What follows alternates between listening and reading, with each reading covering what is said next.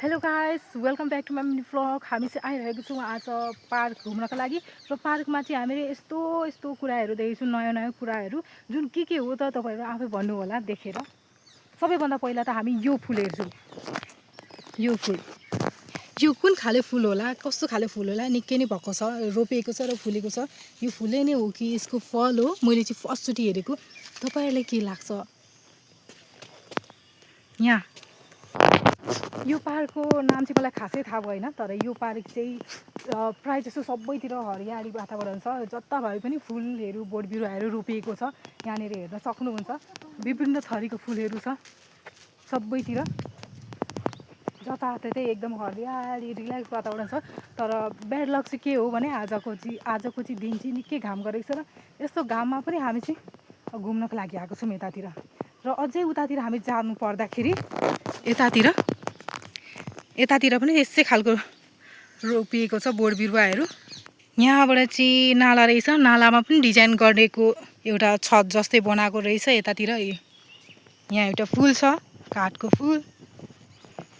अनि काठको फुल कटिसकेर म फेरि लागेँ यतातिर। अलिकति यस्तो सुनसान ठाउँ देखेर त डरलाग्दो डेन्जरस ठाउँ जस्तो पनि लाग्दैछ हेरेर, होइन? किनभनेको चाहिँ निकै नै सुनसान छ यो इलाका चाहिँ। उतातिर चाहिँ हामीहरूको घनघोर र बाक्लो जङ्गल छ, होइन? जुन हेर्नु सक्नुहुन्छ अल्गो ठुल्ठुलो रुखहरू, होइन, मेरो पछाडितिर चाहिँ। अनि यहाँ चाहिँ अरू थोकभन्दा पनि बोट बिरुवाहरू भर्खर रोपिएको कि त पहिलाको पुरानो बोट बिरुवाहरू छ। र प्रायः जस्तो अमलाको बिरुवाहरू छ नि यतातिर। कता कता पहाडी इलाकामा पहाडमा छौँ जस्तो टाइपको पनि भाइब दिन्छ यतातिर चाहिँ निकै नै।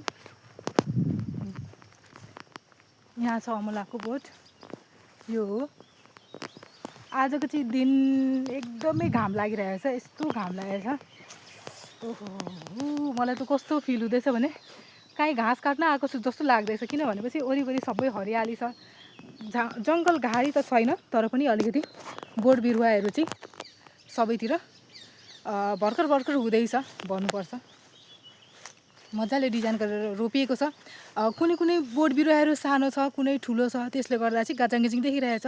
जुन चाहिँ यो एकैसँगै लस्करै बढ्न थाल्यो भने चाहिँ एकदमै राम्रो देखिन्छ जस्तो मलाई लाग्छ।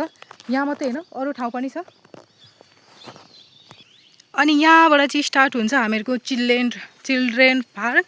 यहाँ चाहिँ बच्चाबच्चीहरू मात्रै जान सक्छन् यहाँभित्र। यहाँ उता अगाडि मेन गेटमा चाहिँ चाबी लगाएको छ, होइन? मेन गेटमा यता चाबी लगाएको छ अगाडि। यो चाहिँ मेन गेट होइन, म चाहिँ यताबाट पस्दैछु।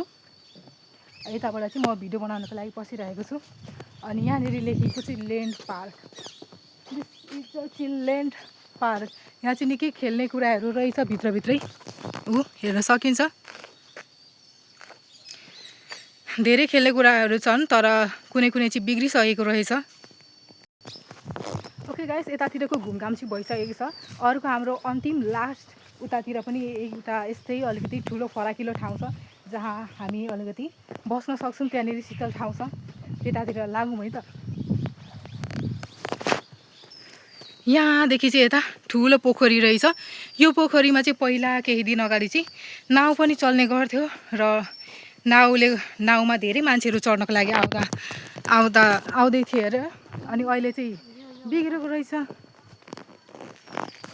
यो फुल बिरुवाहरू भर्खर काटिएको रहेछ। त्यसै गरी मेरो पछाडिको त्यो जङ्गल त हेरि नै सक्नुभयो होला तपाईँहरूले, होइन? अगाडि पनि देखाइसकेको छु। हाम्रो पछाडि मात्र होइन, अगाडितिर पनि छ यतातिर। तर यताको चाहिँ अलिकति पातला जङ्गल देखिँदैछ। यहाँनिर चाहिँ हामीहरूको ठुलो बर पिपलको बोट रहेछ, जहाँ चाहिँ यहाँ पूजा गर्नुहुन्छ, पूजा गर्दा रहेछन् यहाँ चाहिँ। र यता पुतली बनाएको छ। यता अगाडितिर अलिकति शीतल ठाउँ छ। यता चिडियाखाना हो कि खोइ के हो, खोइ कुनी जनावरहरू राख्ने गरिन्थ्यो होला सायद, होला। ओके गाइस, यो ठाउँको बारेमा मजाले डिटेलली रूपमा चाहिँ म भन्न सक्दिनँ, किनभनेपछि म पनि फर्स्टचोटि आएको, होइन? सोधीखोजी गर्नको लागि कोही पनि छैनन्। अनि त्यसै गरी यहाँ पनि एकजना ठुलो चिल रहेछ, विशाल चिल। यहाँ चाहिँ फोटो खिचौँ लाग्यो मलाई चाहिँ। यतातिर चाहिँ अलिकति केही खासै रहेनछ होइन, तर पनि अब यसो नयाँ ठाउँ नयाँ अब नयाँ जग्गा यस्तो घुम्दा ओर्दा त थाहा हुन्छ नि त के हो कस्तो हो भनेर। त्यसै गरेर म योभन्दा अगाडि जहाँ थिएँ त्यो चाहिँ त्यो तल्लो भाग थियो, त्यो तल्लो भागदेखि माथि आएको छु म चाहिँ। त्यो तल्लो भाग अघि चाहिँ चिल्ड्रेन पार्क थियो, यो चाहिँ माथिबाट हेर्दाखेरि राम्रो देखिन्छ। यहाँनिर चाहिँ डाइनोसर रहेछ, तर डाइनोसर एकतिर भत्किएको छ, यहाँबाट देखिँदैन, तर त्यो तल झरेर उतापट्टिबाट हेर्दा चाहिँ भत्किएको रहेछ आधीतिर। अनि यहाँनिर फेरि नयाँ तरिकाले बनिँदैछ होला सायद। अनि उतापट्टि हामीहरू हेर्नु सक्छौँ जङ्गल रहेछ निकै नै।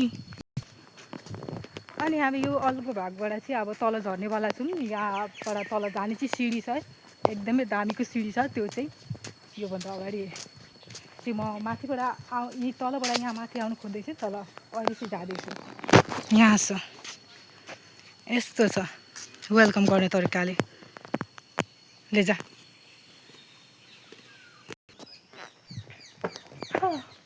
यो सिँढीबाट उडेर हामीहरू बाहिरतिर निस्किँदैछौँ। अब घरतिर लाग्छौँ, धेर बेर पनि लागेन, घाम पनि निकै छ, तर पनि जोस जाँगर चाहिँ त्यत्तिकै छ है। घाम जतिसुकै होस् जोस जाँगर चाहिँ छ है छ। यहाँनिर चाहिँ एउटा दोकान रहेछ, उता पनि एउटा दोकान, दुईवटा।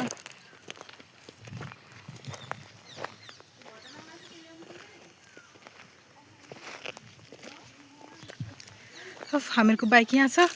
अब भेना कहाँ जानुभएको छ, अब हामी बाइक चढ्ने अनि सुई भएर एकैचोटि घर पुग्ने। कस्तो मजाको हावा, बाफ्रे बाफ्रे, यस्तो घाममा पनि यस्तो घुम्ने जोस चढेको छ कि हामीहरूलाई। दिदीहरू कोही पनि आउनु मान्नु भएको थिएन, म नै खालि म भ्लग बनाउँछु भनेर भ्लगको कारणले आएको हो। अनि घामसाम केही देखिनँ।